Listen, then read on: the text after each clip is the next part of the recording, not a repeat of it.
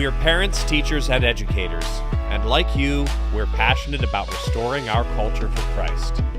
This is Veritas Vox, the voice of classical Christian education. Hello again. I am Marlon Detweiler, and you've joined us again for Veritas Vox, the voice of classical Christian education. Today I have with me two of my favorite people, my wife Laurie and Bob Cannon. Dr. Cannon is the headmaster of our online school. I drew a blank on the term there for a minute. Welcome, guys. Thank you. Yeah. Today we wanted to talk to you about a relatively new phenomenon called educational scholarship accounts. And it is an idea that has been brewing for a long time. Bob, you have a little historic context in that. I do. Actually, when I was in graduate school at the University of Pennsylvania 25 plus years ago now, I remember sitting around a table. In fact, I can see it in my mind's eye, where we were having a conversation about the idea of school vouchers, or even if we didn't call them vouchers, was there some way in which private education might be funded in the way that public education is funded? And we just wondered, are we ever going to get there? Because it wasn't the first time that such a conversation was happening. It had been on the table for some time, even at that point. But we all wondered, is it ever going to actually come to pass? And here we are. Here it's we actually are. happening. There are 14 states that have enacted laws in recent years already. We don't know how many more in the works. We try to stay up with this, but it's a constant moving phenomenon. But there are 14 states that have ESA laws on their books. We are working very closely with a number of those states already. But Bob, I know you've got that list of states handy. So for those of you listening, listen carefully to see if you live in a state where an ESA account is already a possibility. I put on the readers so that I could see my list. I'm going to roll through this quickly. The list is Arizona, Arkansas, Florida, Indiana, Idaho, Iowa, Mississippi, Montana, New Hampshire. Both Carolinas make the list, North and South, Tennessee, Utah, and West Virginia. What that means is those states have enacted laws and they're not uniform. So we can't talk to you about a given all of those states and what they're doing, but they are doing things for the most part that are allowing people to have funds available to them to take those funds and apply them to an educational choice that they might make. A state might provide, you might have the ability to go to a private school.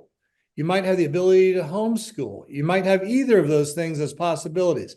In as best we can tell, virtually all of those states, it doesn't restrict things with regard to Christian education or homeschooling, but it varies a lot. And so you'll have to look at those arrangements for any given state. And you can feel free to call us on our service line to our call center, and people can help you get the information that you need. Bob, talk to us a little bit, and Laurie, you too, about the things that we have been able to work with so far and what we see happening.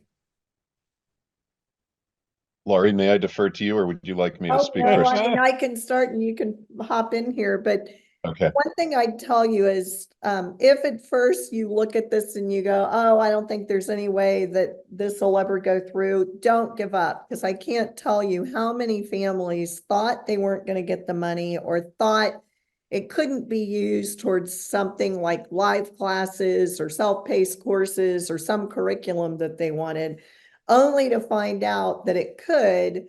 They just needed to know how to navigate their way through the system. And so we are dealing with governments. Right. And so when I first read all these new laws, I got to tell you, it was really confusing. And it's all these legalese that you just kind of throw your hands up and go, is it worth it? But I can tell you it is. I mean, I was just talking to a Florida mom the other day, and she was encouraging a friend of hers to apply this year who homeschools because she receives the $7,500 per student that Florida offers. And she was shocked at how easy it was to do.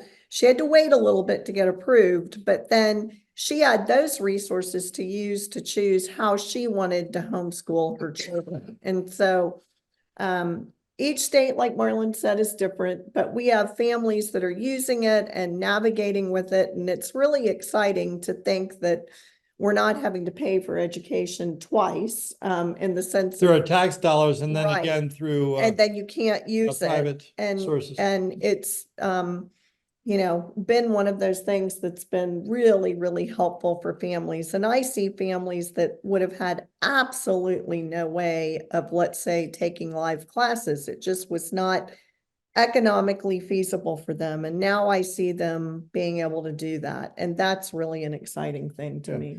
Bob, what have you observed in your interactions with people seeking to apply ESA funds to our curriculum and our class? Yeah, I have talked with a number of families who have been able to leverage or who were looking forward to leveraging these funding sources.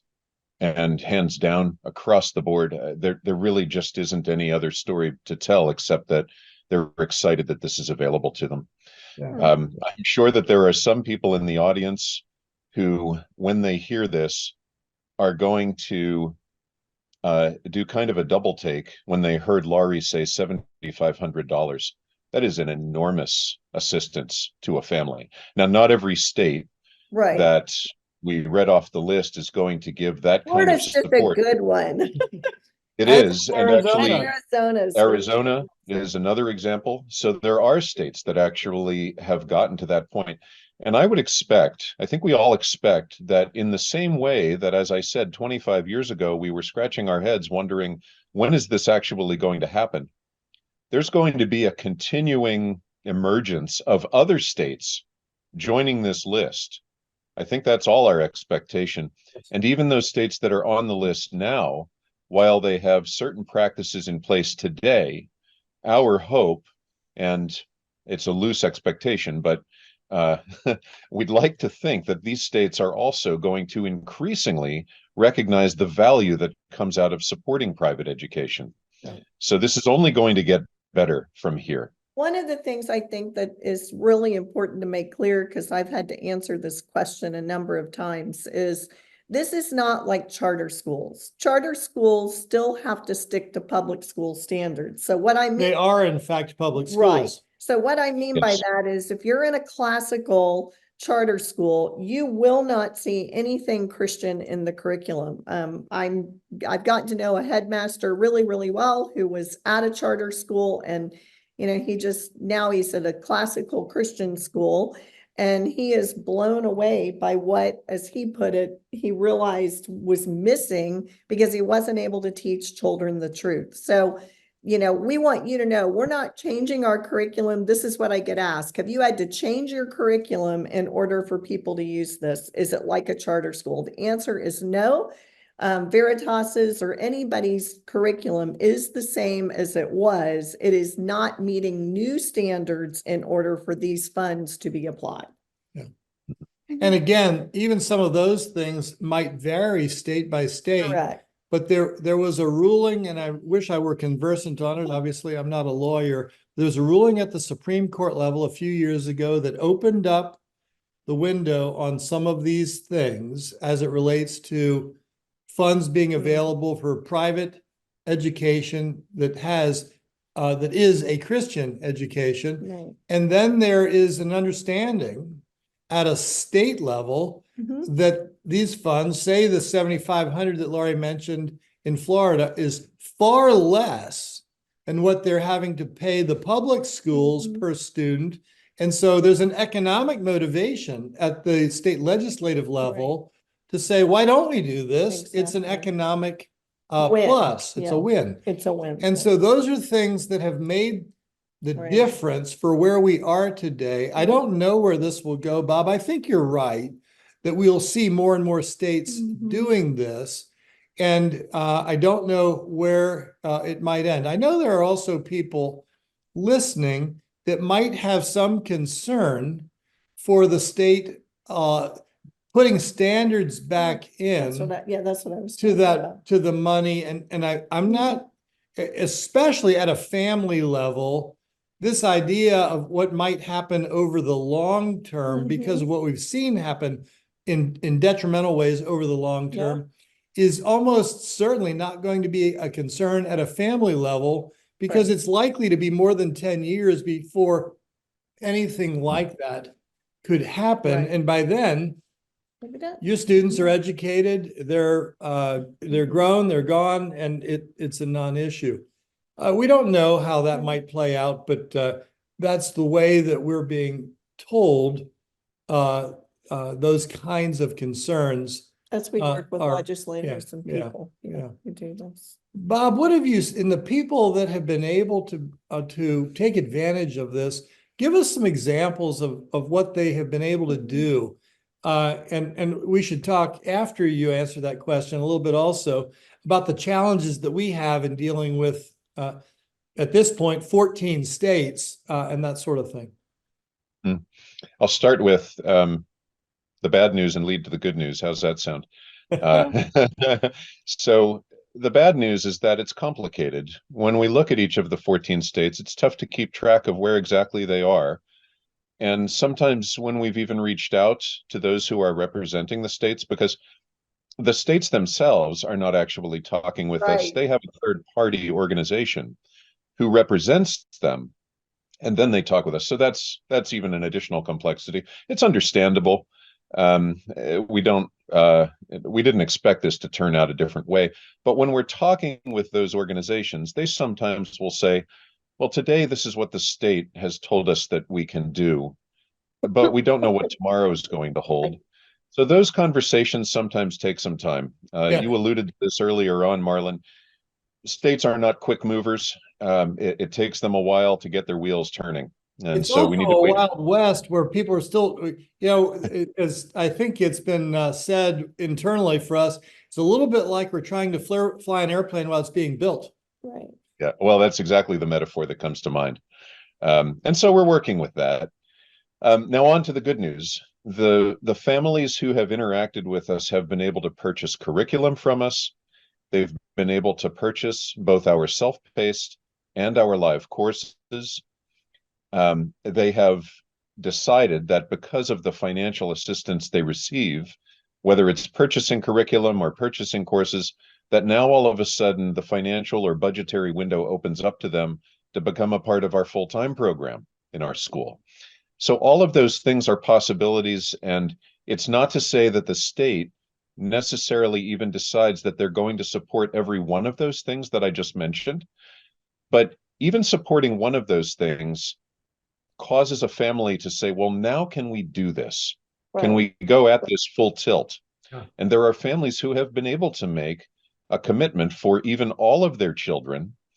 And actually another consistency that I've encountered is that many of our families have said to us when they're leveraging these funds, they've actually said, even if these funds weren't available, we would still be in your environment.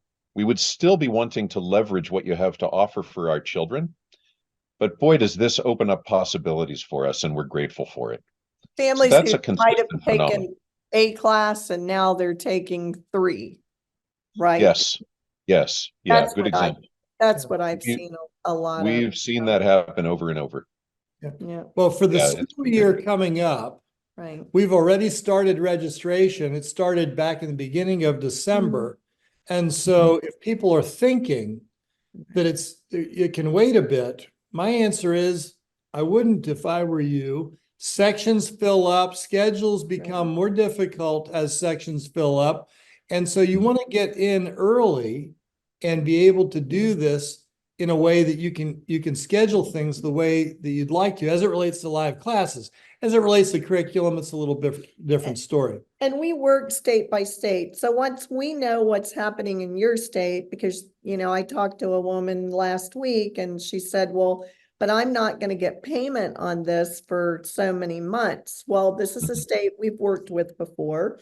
And so we have process and procedures for doing that, where we can still get you registered for classes and work with you depending upon your state. And that's why I'm saying, don't come into this saying, well, I won't have my money till July and they're registering now. And so once we know what your state does and how we get paid, we will easily work with you. And I think you'll find that we're pretty flexible about it as we've worked through states. And we've had some parents that have been willing to be our guinea pigs. Well, the dummies, test and they've dummies, been great. because 14 states, 14 Yeah. different ways. If we Right. have 25 states in a couple of years, it'll be 25 different Right. ways.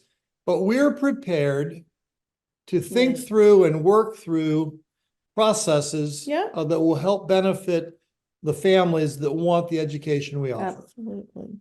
I'll also point out that while we refer to this as a new process, in some way, it's not our first rodeo, because Right. I remember 10 years ago where the state of Arizona Right. had such funding available to military families. Right. And Correct. so, Ari, what you referenced in the way of our waiting for payment to be made Right. and making those kinds of arrangements, we have been doing that in a sense for the past 10 years or more. That's Now true. it's just a matter of not only have the windows open further, it's like the doors are being blown open and we're seeing more of some of the same kinds of opportunities. Right. Yeah. Good. So I hope that you all find this helpful. I hope that you live in a state that will allow you to benefit, or a state that soon will allow you to benefit. Bob, talk to us about what to expect. What are some of the new things for the coming school year? We're obviously talking about the 24-25 school year with the summer classes that are offered in July and August of 2024. Yeah, starting, and since you mentioned that, I'll say that first, that in summertime, a few years back, we decided to expand our summer offerings. And since that time, it feels like it happened overnight, but we about doubled or tripled. It's somewhere between those two, the offerings that we have in Summer A and Summer B. So Summer A runs from the beginning of June to the middle of July. Summer B, the middle of July to the end of August. Those classes pretty universally actually have tended to fill, because parents recognize that there's a lot of value in distributing the load, as it were, from an academic year's time into the summer, at least in part. There are all kinds of advantages that we can talk about with summer, but that's about all that I'll say on that point. One of the more exciting things that's happened going into the 24-25 school year, and I'm smiling here because I was going to make a bit of a joke, knowing that this conversation was coming, that we had about 50 classes that we're going to offer at what I might call international times. Right. They're in the evening. Now, the reason that was going to become a joke is that we actually had 49 classes. But as of this morning, just a couple hours ago, we added a 50th class. And I have So this it's strange feeling it's going to hit 75 Or 100. It could. Time before school the year school comes around. Yeah. starts. Yep. Yeah, it sure could. But pretty exciting to think that we've always had an international student body. That's one of the beauties of what we do here. But now it's reached a different level of excitement, in that we're offering these classes at times when students in all of Asia, Australia, and other parts of the world are able to step into our classrooms and to not have to do so at non-school hours for them. 3 o'clock in the And I morning. expect Yeah. that that list is only, as Laurie said, going to continue to expand. Well, and as we've talked internally, it's our dream to really be able to run a school, an online school that has classes filling the 24-hour clock, if that's what the demand Is best dictates. for the We're kids. prepared Right. to do that. There are Mhm. two things that affect when students need classes. One is where they live, the time zone, and that's filling a 24-hour clock, and we're prepared to do that. And we're working toward that with the 50 classes that you mentioned that Laurie suggested might grow well beyond that. The other is, if and when demand makes it viable, to also have a school year that starts when many countries in the Southern Hemisphere start, and that is the January-February timeframe. The traditional Western school that we know in the United States started in early September. Now we see some starting in August and that sort of thing, but we start in early September still. But the idea of having a counter school year that starts in late January, early February to serve the countries that tend to educate that way is something that we're interested in too. So as you listeners are aware of this, don't be at all bashful to tell us what you would hope for, that we might figure out ways to help create the numbers that make it viable, because we're interested in doing that. Yeah, as you talk about another school year calendar, Australia, New Zealand, places like that, of course, come to mind because of their calendar academically. I think of it as Veritas 2.0 in a way. But at the same time, going back to a question that I know that some people are going to be wondering about, and that's in reference to the funding that we opened up this conversation with. I think that it's worth saying, Marlon, and I know that you'll both nod in enthusiastic agreement, that our mission remains front and center. There's nothing changing about our mission. Yep, Right. absolutely. That's a question that some are going to have, and I think it's worth bluntly stating that here. Oh, of course. Couldn't agree But, more. and let me, That's what I was trying to say. yeah, here we are seeing tremendous opportunity for the mission to expand. And as I've talked with us internally and increasingly public, we think we're on to an opportunity that was never possible before and we're ideally situated for. And that is the international student body, the online education with the best teachers, best collection of teachers you can imagine. We think we have a world-class collection of teachers, something that can't be done in a single geographic area at all. And so you have that benefit. The benefit we didn't see coming with online classes, the international student and the cultural diversity that allows for rich conversation and interaction has enhanced the education ways we never saw coming. But then the idea of having enough students to create density in local communities for extracurricular activities. And that's an important part of education too. I was involved in athletics. I know you were, Bob, Laurie was, and involved in drama and music. Well, I wasn't involved in music, but others were. And those kinds of things that are very significant to a student's experience. And the idea for us to be able to do that with the best education in an online world with a world-class collection of teachers while having enough density in a local area to build around community there is something that we're working on. We've even invested in that in our budgeting process by looking to hire a community director to fill that role and to help build that. So look for an ad coming out for us to be hiring that, because it's something somebody might be interested in that's listening to this. But we think that that creates incredible opportunity to see our mission really take hold in ways that we never envisioned being possible the 20 some years ago when we were first getting started. That's great. Bob, do you have any last thoughts for us here? Lots of things that I could speak to as the year is coming. Of course, we plan early, which means that we plan well. We start our planning for an upcoming school year when a school year begins. So isn't it interesting that we start our classes in September, just after Labor Day, and it seems that a week will go by, and then in the second week of school, we're starting to talk about a coming year.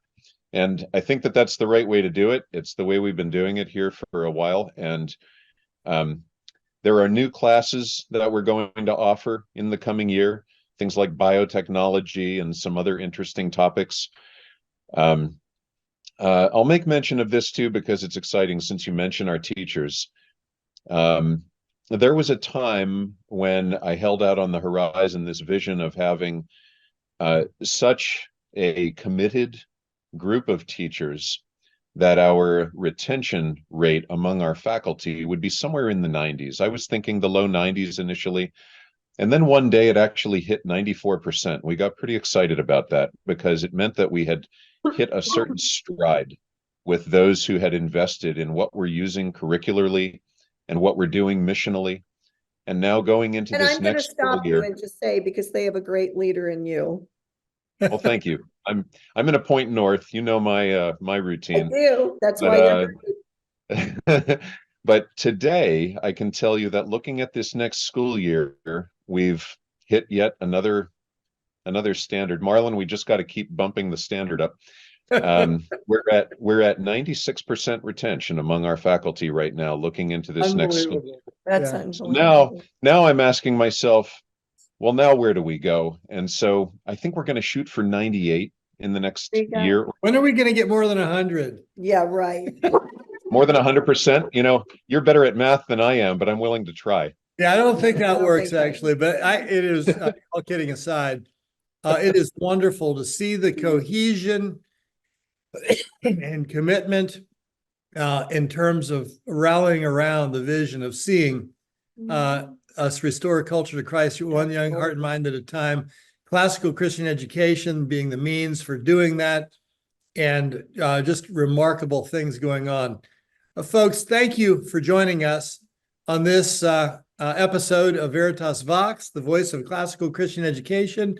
Feel free to call our service department and ask questions if you need help understanding what's going on in your state. And our family and of course, consultants in there too. we have family consultants that you can, I think on our website, you can sign up for a free consult for help that you might need. And they're And very thinking familiar. through things, and they know what's going on and can help you too.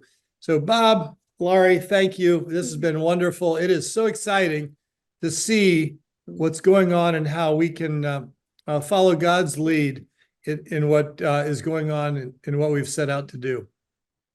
Thank you. Thanks.